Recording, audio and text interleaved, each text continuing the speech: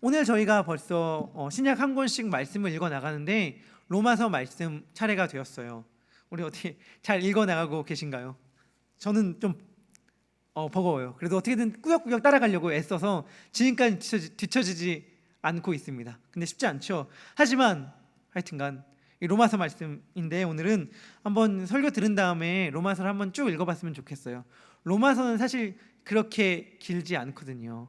마음 먹고 한번 자리에 앉아서 딱 읽으면 정말 빨리 읽어나갈 한 자리에 앉아서 읽어나갈 수 있는 성경이 바로 로마서입니다. 로마서는 특별히 우리가 다 알다시피 로마서를 읽고 변화가 되었다, 로마서가 내 인생에 너무 중요한 성경이다 라고 말하는 사람들이 참 많잖아요.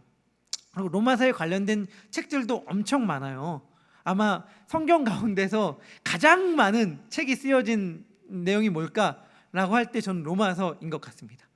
특별히 또 강해 설교로 유명하신 로이 존스 목사님은 로마서 한 권만 설교를 얼마 기간 동안 설교를 했냐면 13년간 설교하셨어요. 13년간 로마서만. 대단하시죠. 그만큼 할 말이 많았던 것 같아요. 한 장만, 로마서 한 장, 1장에서 쓰여진 책으로 한 제가 보면 600페이지 정도, 그 정도 분량을 썼던 것 같아요. 그러니까 쓰신 분도 대단하고 로마서도 대단하고, 그러니까 로마서가 한번 여러분들 가운데 정말 이게 그렇게까지 부요한가, 풍성한가, 정말 그렇게까지 할 말이 많이 있는가 한번 생각하면서 읽어봤으면 좋겠습니다.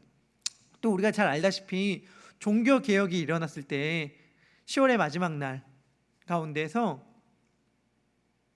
종교개혁이 일어났을 때 마틴 루터가 종교개혁을 일으킬 때 루터에게 꽂혔던 말씀이 오늘 읽었던 본문의 말씀 가운데 한 절인 로마서 1장 17절이라고 했는데, 그게 루터의 삶을 바꿨을 뿐만 아니라 온 개신교 역사의 흐름을 꺾었잖아요. 기독교 역사의 흐름을 꺾었으니까 로마서가 정말 대단한 말씀이죠. 그런데 제가 로마서를 읽으면서, 그리고 로마서와 함께 나름대로 이렇게 이런저런 책들을 살펴보면서 참 재밌는 글귀를 읽었습니다.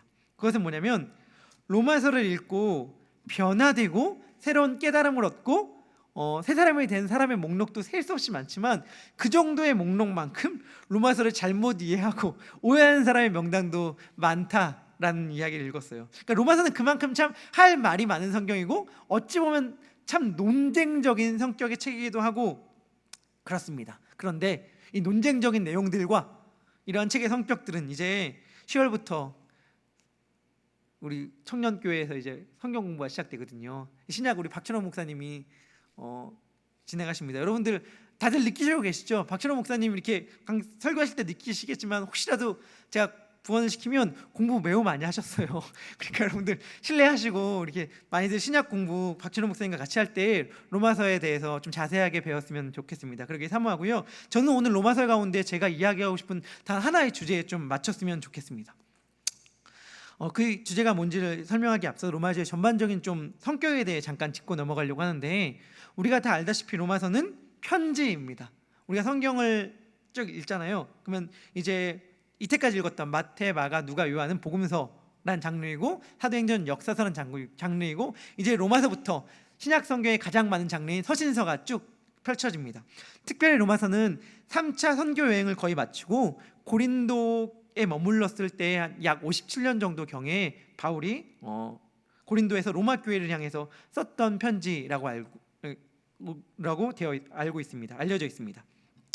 우리 성경의 이름이 어떻게 적혀져 있는지는 다 아시죠? 저 유년부 친구들 놓고 얘기할 때 많이 얘기하는데, 우리 성경 편지를 쓸 때 저자의 이름이 성경의 제목인 것들이 있죠.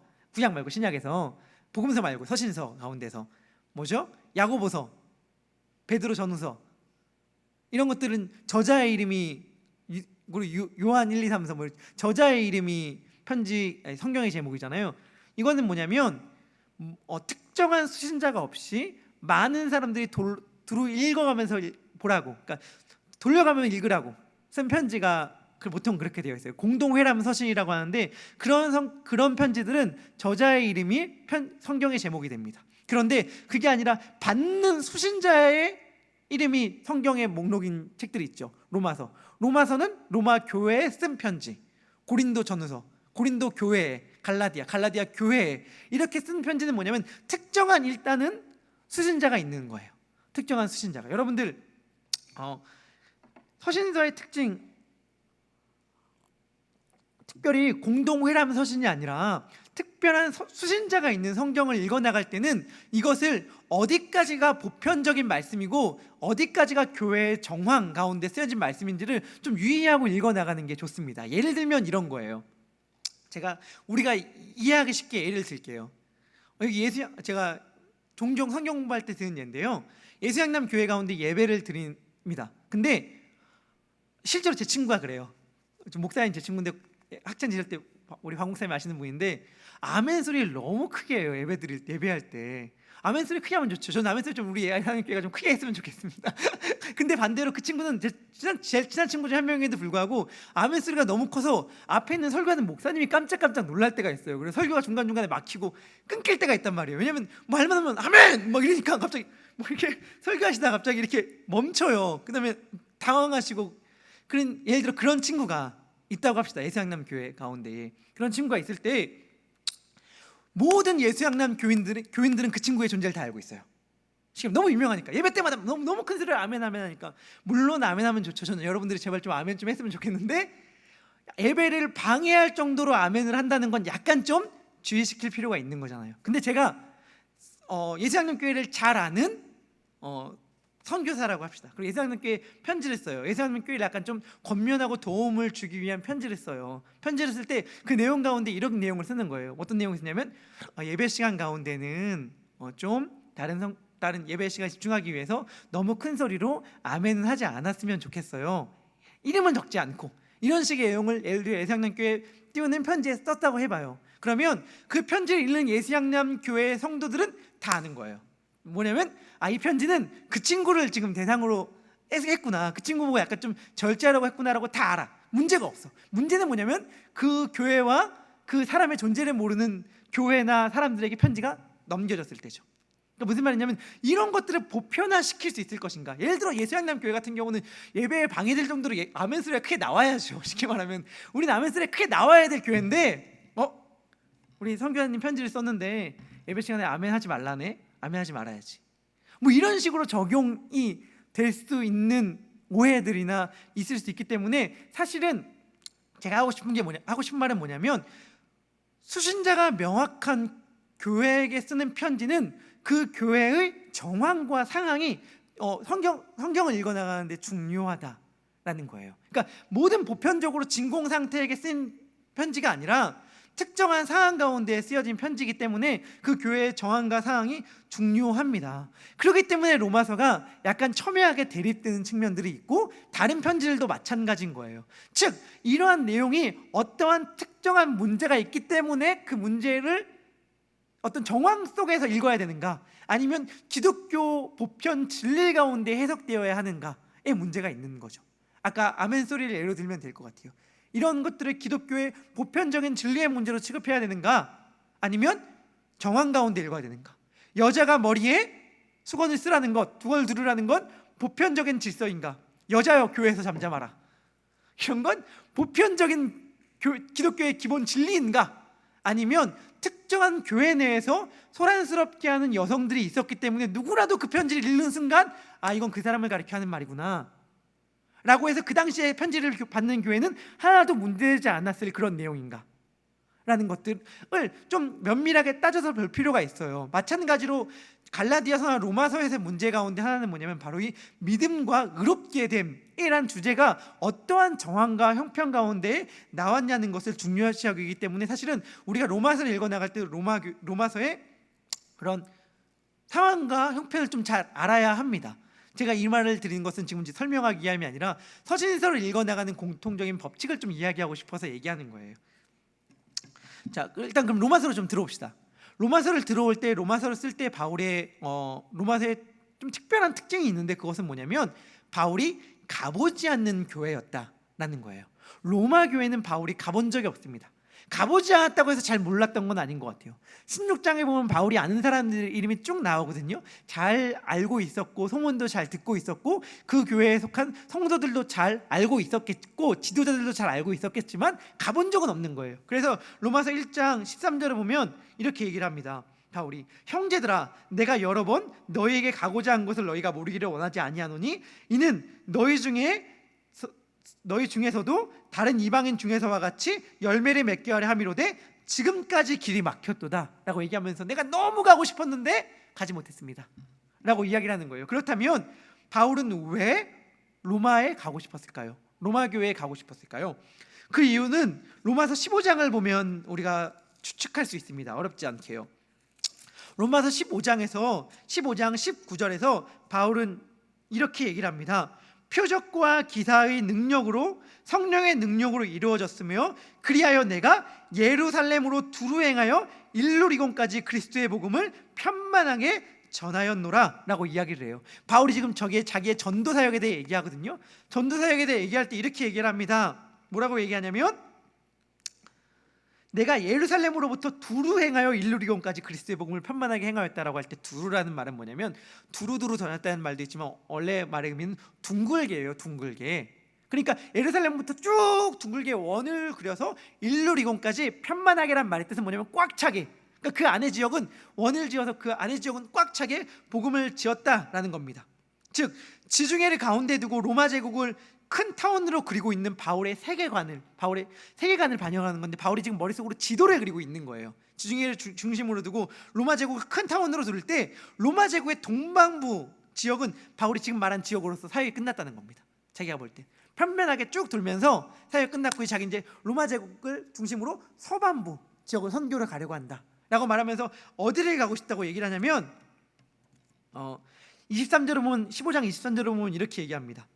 이제는 이 지방에 일할 것이 없고 또 여러 해 전부터 언제든지 서바나로 갈 때에 너에게 가기를 바라고 있었으니 라고 얘기를 해요.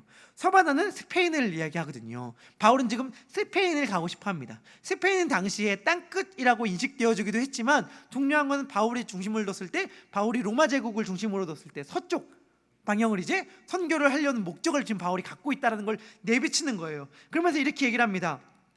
이는 지나가는 길에 너희를 보고 먼저 너희와 사귐으로 얼마간 기쁨을 가진 후에 무슨 말이냐면 내가 너희에게 가서 너희 동안은 얼마 조금만 지낼 거야. 근데 조금만 지낼 동안 많이 기쁘게 행복하게 지냈으면 좋겠어. 그 다음에 바울이 목적이 나와요. 뭐라고 얘기하냐면 너희가 그리로 보내주기를 바란다 라고 이야기를 합니다.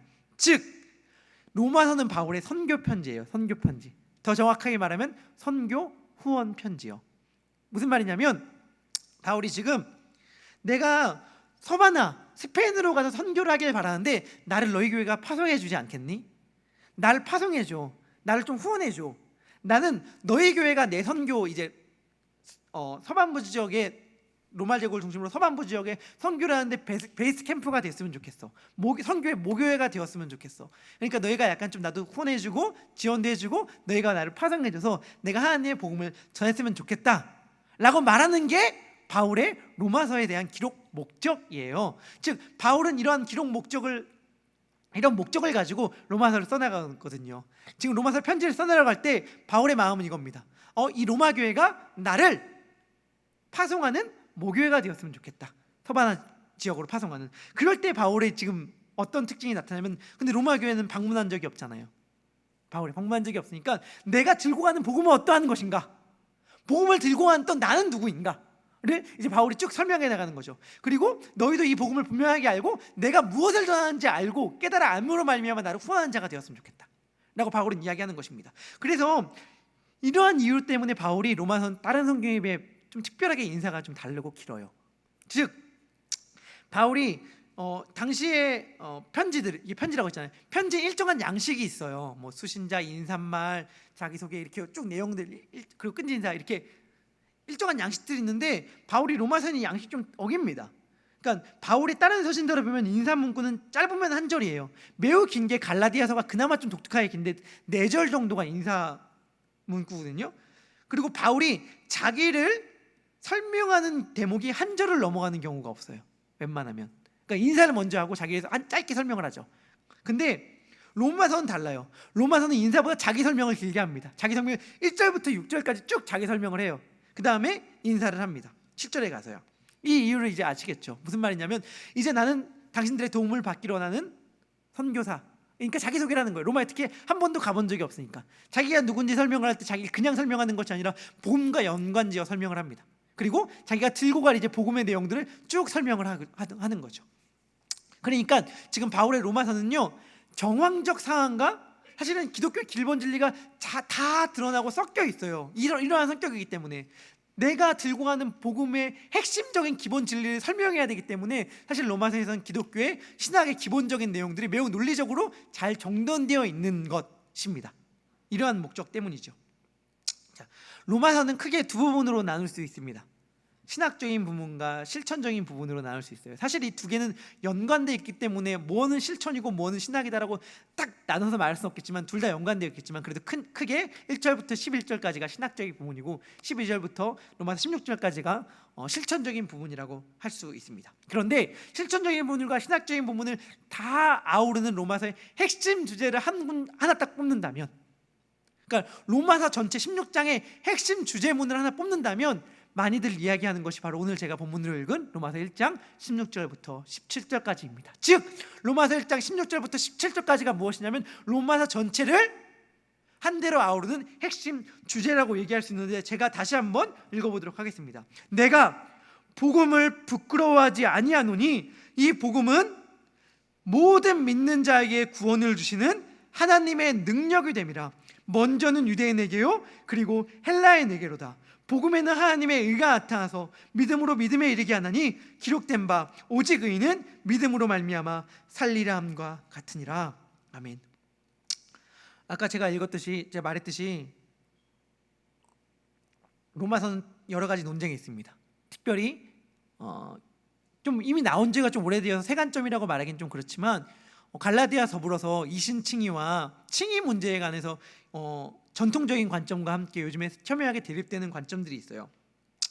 이러한 것들을 해석하는 기준은 뭐냐면, 아까 읽었듯이 로마서를 상황적 정향적 경향을 좀 중점적으로 보느냐, 아니면 기독교의 보편 진리의 진술로 중점적으로 보느냐에 관해서도 관련이 있습니다. 그런데 저는 오늘 이런 얘기를 하려고 하는 건 아니에요. 이런 얘기는 누구에게? 박 목사님께 우리 성경 공부 많이 하셔요. 배우면서 해주고요. 전 여기서 제가 꼭 오늘 좀 하고 싶었던 말을 하려고 합니다. 그것은 바로 믿음에 관련돼서 좀 얘기를 좀 하고 싶었어요. 믿음에 관련돼서. 여러분, 믿음으로 우리는 구원받는다고 얘기를 하죠. 믿음으로 구원을 받는다. 어떻게 구원을 받습니까? 율법이 아니라 믿음으로 구원을 받습니다라고 얘기할 때에 많은 대다수의 경우들 가운데에서 믿음을 설명하는 방식이요 매우 소극적입니다. 그리고 매우 부정의 방식으로밖에 설명을 못하는 경우가 태반이에요. 이런 거라는 거예요. 뭐냐면 믿음으로 구원을 받는다는 게 무슨 뜻이야?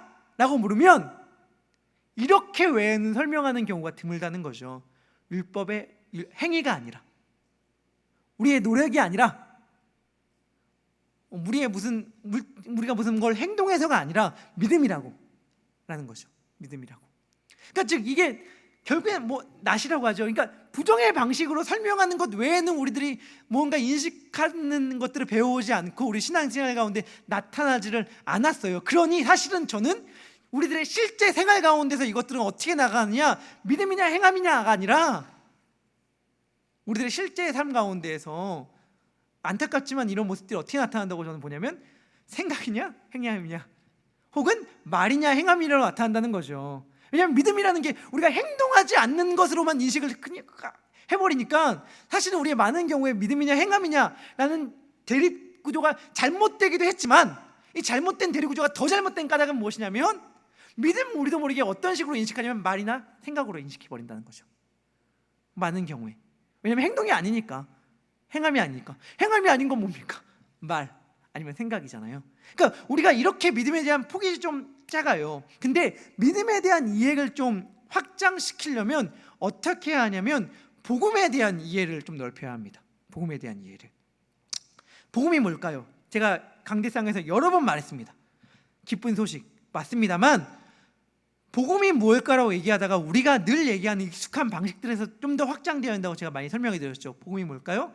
예수님을 믿음으로 말미암아 구원을 받고 하나님 나라의 백성이 되는 것, 천국 가게 되는 것이라고 복음을 이해하고 복음을 이해한다면 매우 단편적이고 짧은 거예요. 특별히 이거는 제가 좀 속상하게 여기는 건 뭐냐면, 이런 식의 설명을 속상하게 여기는 까닭은 뭐냐면 복음의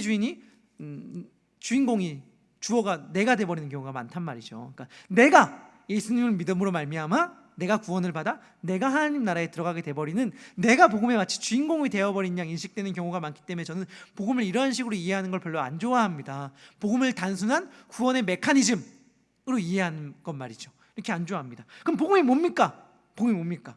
복음에 대한 정의를 제가 자주 얘기하고 목사님 자주 얘기하는데, 복음은 좀 성경적인 용어는 예수는 그리스도라는 것. 에베소서의 표현을 빌려서 제가 좀 이해하기 쉽게 설명하면, 복음은 무엇이냐? 예수님이 온 세상에, 온 우주의 왕이시라는 것이 복음이에요. 복음은 다른 것이 아니라 예수님이 왕이시다는 것입니다. 그것을 바울은 오늘 본문 1절부터, 로마서 1장 1절부터 4절까지에 이렇게 설명을 합니다. 제가 한번 읽어볼게요. 예수 그리스도의 종 바울은 사도로 부르심을 받아 하나님의 복음을 위하여 택정함을 입었으니, 이 복음이 무엇입니까? 이 복음은 하나님이 선지자들을 통하여 그 아들에 관하여 성경에 미리 약속하신 것이라. 복음은 그 아들에 관한 것입니다.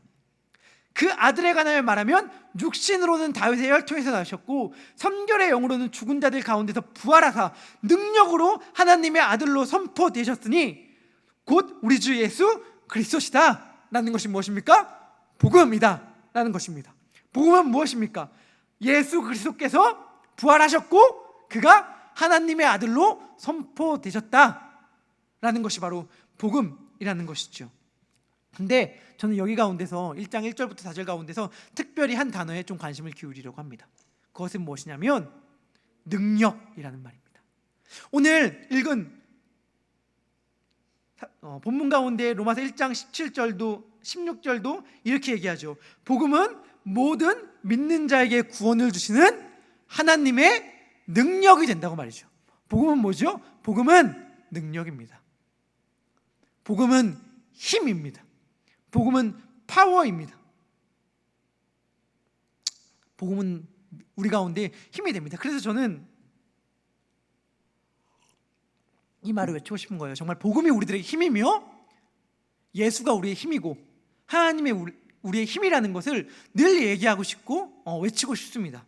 복음은 힘이고 능력입니다. 복음이 능력이라고 말할 때 복음이 왜 우리들에게 능력이 됩니까? 왜 힘이 됩니까? 그것은 무엇이냐면, 아까 믿음 얘기했는데 우리가 믿는 하나님이 부활, 죽음과 사망 가운데에서도 생명을 불어일으키신 능력을 내시는 분이며, 우리가 믿는 예수 그리스도가 온 우주의 왕이시기 때문에 복음은 능력이 있는 것입니다.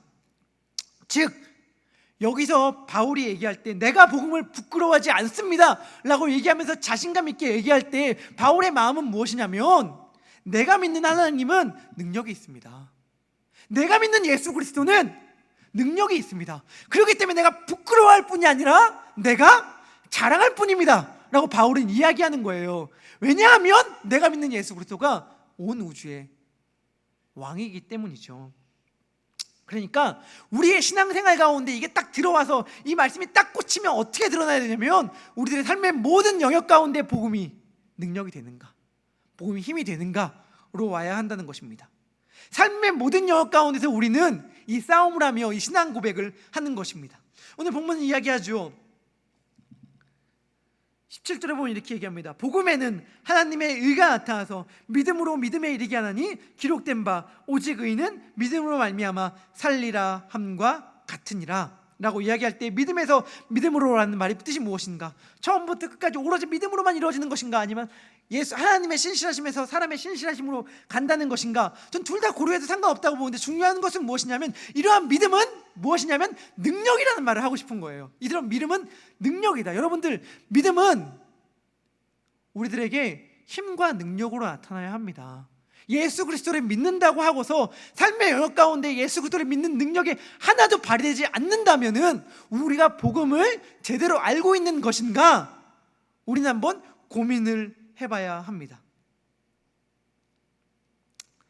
16절과 17절 사이에는 왜냐하면이라는 말이 있습니다.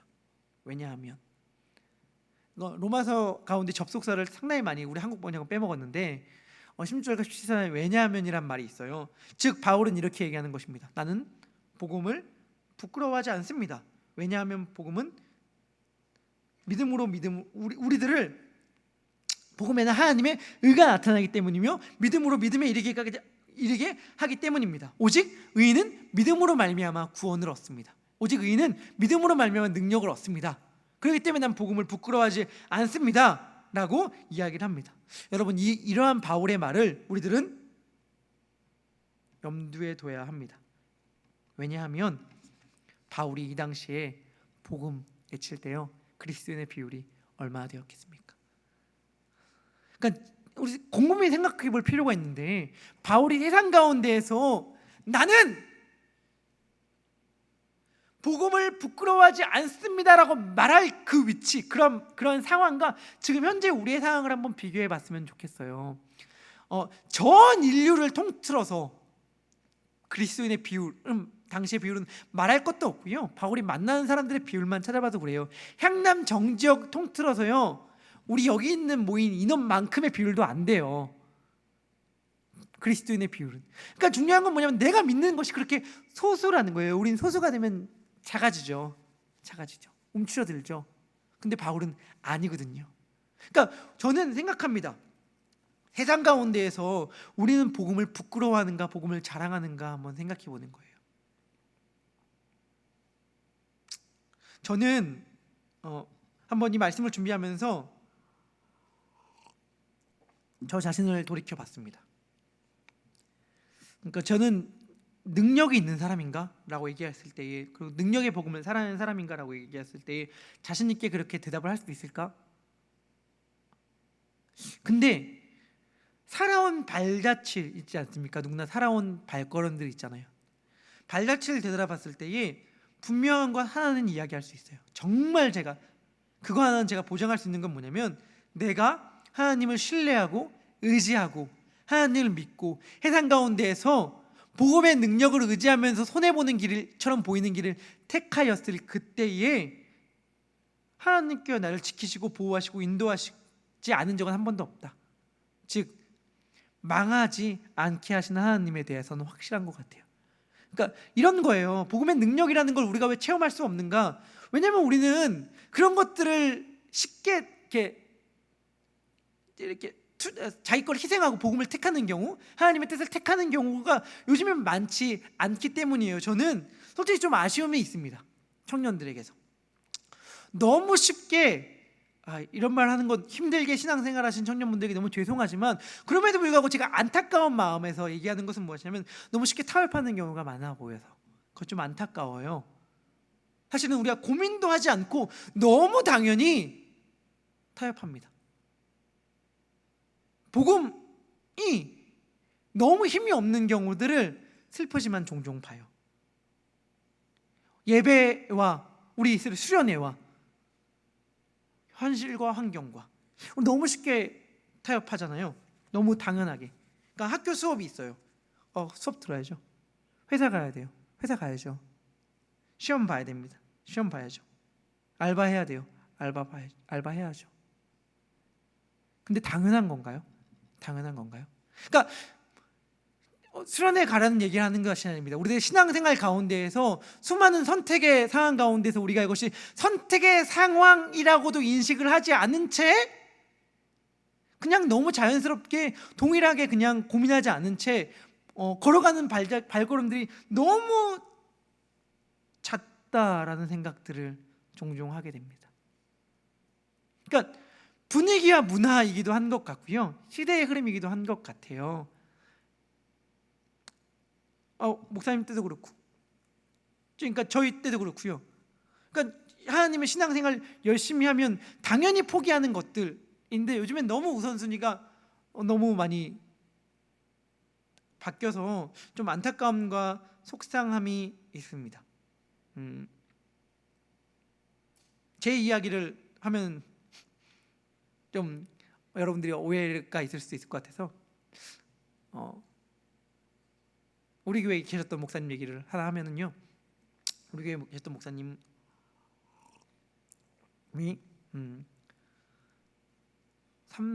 S 반도체인가요? 하여튼 회사에 다니셨어요. 목사님이 되시기 전에 영국에서 유명한 대학을 나오시고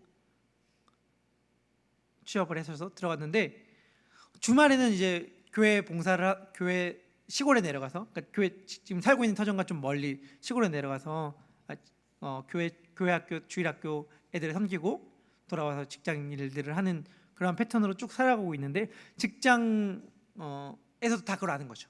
그런데 한 명 직장 상사가 자기를 계속 괴롭힌다는 거예요. 그래서 열심히 그냥 묵묵히 일을 하는데 한 번은 주일날도 출근을 하라고 했대요. 주일날 출근을 해라. 주일날 출근해서 일을 해라.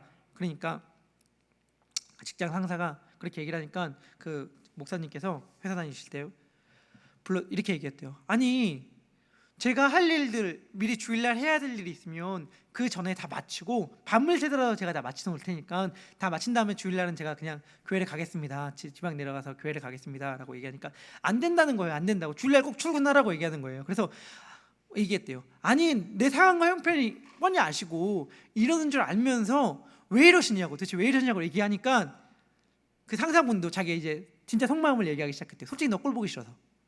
꼴 보기 싫어서. 왜 꼴 보기 싫냐면 그 상사분이 되게 잘 나가는 라인인데 자기가 되게 잘 나가기 때문에 다른 모든 주변에 있는 자기 부하 직원들은 자기한테 잘 보이려고 다 이렇게 막 어떻게든 굽신굽신하고 최대한 말들을 순종하려고 한다는 거죠. 자기한테 잘 보여서, 자기를 좋아해서가 아니라 자기가 잘 보여서 라인을 잘 타려고 하는 걸 알지만 알면서도 그게 좋잖아요. 자기한테 힘이 있다는 것도 느끼고. 그러니까 그걸 즐기는데 너는 안 그렇다는 거예요. 너는 안 그러니. 너는 그래서 좀 내가 솔직히 좀 싫다. 야, 네가 내 입장이라고.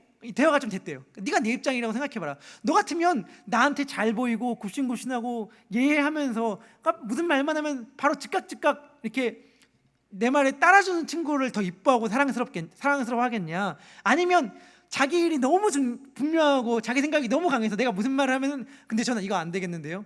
이렇게 말하는 너 같은 애가 내가 좋아하겠냐? 당연히 너 같은 애 싫어하지 않겠냐라고 얘기를 했대요. 그러니까 목사님께서 어떤 마음과 정신으로 그런 말을 했는지는 모르겠지만 갑자기 주님께서 주시는 마음이 있어서 그렇게 얘기를 했대요. 맞아요. 맞는데 내 주변에 있는 모든 직원들은 우리 상사분이 잘 나가고 있으니까 어떻게든 라인을 타려고 그렇게 잘 보이는 것이지 않습니까? 그런데 만약에 뭔가 빗나가고 삐끄덕대면은 안 될 것입니다. 그러니까 다들 떨어질 거예요. 근데 저는 성경에 이르기를 하나님이 너 윗사람을 주님처럼 섬겨라 라고 말했기 때문에 주님의 말씀에만 거역되지 않는다면 어떤 상황과 어떤 형편이 펼쳐진다 하더라도 최선을 다해 섬길 것입니다 라고 얘기를 했다고 해요. 그러니까 뭐 그래도 그러니까 대화 안 되네 이렇게 돌아갔다고 하는데 그 다음부터 좀 관계가 좀 가까워졌다고 하더라고요. 무슨 말을 하고 싶은지 다들 느끼실 거예요. 그러니까 중요한 건 뭐냐면 이러한 경험들, 소소한 경험들이 나는 여기 있는 모든 사람들에게 다 어렴풋이라도 있었을 거라고 생각을 해요. 저라고 없었겠습니까? 근데 중요한 건 뭐냐면 어느 순간부터 이러한 믿음의 결단들이 하나하나씩 사라져요. 나이가 들어간다는 이유로, 현실의 무게가 더욱 우리들에게 짊어진다는 이유로, 우리가 조금 더 성인이 된다는 이유로 사라진단 말이죠. 근데 여러분들 그거 아셔요? 제가 작년들 대하잖아요. 작년들이 하나같이 하는 말들이 뭐냐면 청년의 때가 부럽다, 그립다예요. 뭐냐면 그때의 열정이 되살아났으면 좋겠다. 그때의 열정이, 청년 때의 열정이 되살아났으면 좋겠다. 청년 때 내가 정말 현실이 아니라 예수 그리스도만 바라보고 미친 듯이 달렸었는데 지금은 못 그렇는데 다시금 청년의 마음으로 회복됐으면 좋겠다라고 말하는 사람들이 거의 다예요. 무슨 말이냐면 아무도 청년의 때에 내가 좀 더 현실적이었어야 되는데, 내가 좀 더 정신 차렸어야 되는데, 내가 좀 더 세상 분간했어야 되는데, 내가 좀 더 무엇이 분명한 길인 줄 알고 안전한 길 택하였어야 되는데 라고 후회하는 사람들은 찾아볼 수가 없고, 청년 때 내가 좀 더 열정적이었어야 되는데, 그리고 열정적이었던 청년의 때가 지금 못 그러는 게 너무 안타깝고 돌아갈 수만 있다면 그때로 돌아가고 싶다라고 말하는 사람들이 다라는 거예요. 무슨 말이냐면 청년의 때는요 어떠한 때여야 됩니까? 청년의 때는요 복음이 하나님의 능력이라는 것을 매일의 삶 가운데에서 경험해야 되는 때 아닙니까? 예수 그리스도가, 제가 아까 복음, 행함, 믿음 이렇게 지식이 아니다, 말이 아니다 이렇게 얘기했는데 예수 그리스도가 어떠한 삶을 살았습니까? 제가 늘 속상한 건 뭐냐면 예수님은요 말이나 마음이 아니셨어요. 그렇게 생각하면 저 주님 앞에 너무 죄송한데, 무슨 말이냐면 나 너 사랑해, 나 너 사랑한다, 내 마음 알지? 예수님은요 말로 마음으로 아니었어요. 몸 내어주시고 자기 몸 찢으시고 목숨 바쳤단 말이에요. 그런데 우린 너무나도 많이 말로 마음으로 퉁치려고 그래. 주님 제 마음 아시죠? 저 주님 사랑해요. 근데 상황이 이렇네요. 형편이 이렇네요. 근데 예수님을 생각하면 그러면 안 되잖아요. 그러니까 바울이 이런 말을 했을 때 바울의 마음은 어땠을까 생각해 봐요. 그러니까 바울이 지금 외치잖아요. 복음은 모든 믿는 자에게 구원을 주시는 하나님의 능력이 됩니다 라고 얘기했을 때 바울은 어떠한 바울입니까? 세상 사람들이 말했을 때에 종교 믿어서, 예수 잘못 믿어서 패가 망신한 사람 아닙니까? 바울은 그런 사람이잖아요. 잘 나가던 사람, 모두의 존경을 한 몸에 받던 사람, 로마의 시민권이 있던, 앞길이 짱짱했던 그가 예수 잘못 믿어서 인생을 망하게 되었는데, 결국엔 그 인생의 종말이 그냥 목배임으로 끝난 인생이 되었는데, 바울은 이렇게 외치거든요. 복음에는 능력이 있다. 복음에는 능력이 있다. 여러분들 이걸 좀 저는 청년회 때 좀 경험했으면 좋겠어요. 우리가 언제까지 그냥 이렇게 대충 이렇게 하고 넘어가는 이런 삶에서 능력이 나타나겠습니까? 저도 마찬가지예요. 제 삶을 지금 되돌아보길 소망합니다. 그래서 우리 같이 한번 나갔으면 좋겠어요. 제가 아까 수련회 때 주제 너무 좋았던 말은 솔직히 꽂힌 건 이거였어요. 함께 우리 함께 좀 고민하고 함께 버팁시다. 복음은 능력이라니까요. 예수님은 힘이 있으시다니까요. 다른 게 아니에요. 신앙이라는 게 제가 해보니까요, 다른 게 아니에요. 신앙을 한마디로 요약하면 단순합니다. 뭐냐면 내가 믿는 하나님은 힘이 세다. 내가 믿는 하나님은 힘이 세다. 세상보다 힘이 세다. 내가 믿는 예수 그리스도는 힘이 세다. 나를 보장해 주신다. 이거 믿고 나가는 거예요. 그 어떠한 것들이 나를 몰아쳐, 나를 집어삼킬 듯 달려든다 하더라도, 내가 그럼 무너질 것 같다 하더라도, 내가 망할 것 같다 하더라도 믿어야 될 것은 무엇입니까? 내가 믿는 하나님은 힘이 세다. 내가 믿는 하나님은 능력이 있으시다. 우리 이거 믿으면서 나아갔으면 좋겠고요. 우리 수련회도 있고 우리 예배도 있고 여러 가지가 있는데, 이 모든 것들 가운데 우리가 정말 하나님 앞에 우리들의 마음을 쏟는 그러한 신앙생활을 했으면 좋겠습니다. 청년다운 방금사님들 얘기하신 청년다운 신앙생활을 우리 모두 했으면 좋겠습니다. 우리 같이 찬양하도록 할게요.